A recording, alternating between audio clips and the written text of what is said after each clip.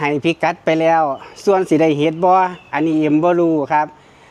ไปหม่องเดียวกันครับเอ็มแต่ถ้ามันเป็นคนละมืออันนี้เอ็มก็บ่บอกได้เด้อว่าพี่สิได้เฮ็ดพี่น้องแต่นะครับก็คือเวลาเอ็มไปพี่น้องเอ็มก็จะฮู้ว่าเฮ็ดมันออกเพราะว่ากะมีคนบอกเนาะพี่น้องเนาะว่าเฮ็ดช่วงนี้ออกแล้วเด้อน้องเอ็มมาแต่ที่นี่พอได้เอ็มไปพี่น้องเอ็มได้มาเนาะแล้วก็บางคนก็ทักมาขอตำแหน่งจากเอ็มก็ให้ไปส่วนที่ไปแล้วสิได้เฮ็ดคือเอ็มบ่อันนี้เอ็มบอกบ่ได้อีหลีครับเพราะว่าหยังมันขึ้นอยู่กับดวงเอ็มถึงบอกว่าการไปเก็บเห็ดนั้นเปรียบเสมือนการเสี่ยงดวงนี่พี่น้องมือหมานกับหมานไปมือหลังอาจสิบ่ได้กะมีจังซี่เพราะว่าเห็ดพี่น้องคือเอ็มบอกนะครับถ้ามันออกมือ2มือแล้วมือที่3บางที่ก็มันอาจสิหยุบหรือไหวเห็ดเนี่ยมันสิขึ้นเร็วลงเร็วเอ็มถึงบอกว่ามันคือการเสี่ยงดวงพี่น้องแล้วที่นี่นะครับอันคนอยากได้พิกัดเนาะจากน้องเอ็มอยากไปสัมผัสการไปเก็บเห็ดขึ้นน้องเอ็มไปแล้วแบบว่าเก็บเอาแบบเลือกเอาเอ็มก็ให้ได้ครับแต่ว่าต้องทักหลังบ้านเอ็มมาเด้อบางที่ขอความเอ็มบ่สามารถที่ไปตอบอันในคอมเมนต์ได้จนแบบว่านั่นนะพี่น้องถ้าผู้ใดอยากไปอีหลีนั่นก็ต้องทักเอ็มมาเดี๋ยวเอ็มบอกไปเนาะสำหรับนะครับโคกเห็ดเพิ่นแพงบ่อันนี้เอ็มก็ต้องบอกไปก่อนว่าปกติมันเป็น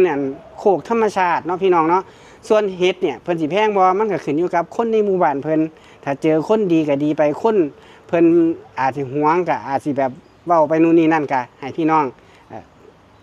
ทำใจเด้อพี่น้องเด้อเพราะว่าเนาะ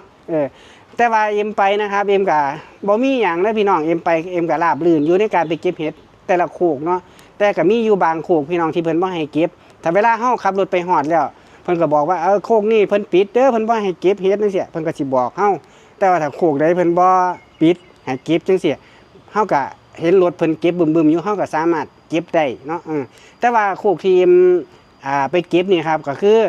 เพิ่นบ่ได้ปิดนะพี่น้องสามารถเก็บได้ ส่วน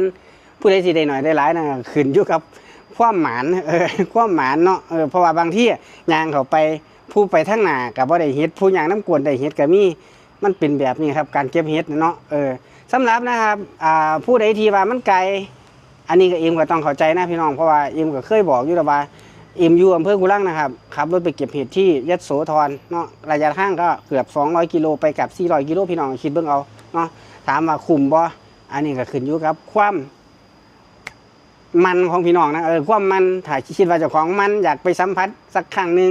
ระยะทางมันไม่ใช่ปัญหาครับเปรียบเสมือนเอ็มปีนี้เอ็มไป2 ครั้งนะครับปีที่แล้วเอ็มไปประมาณ3 ที่ครั้งพี่น้อง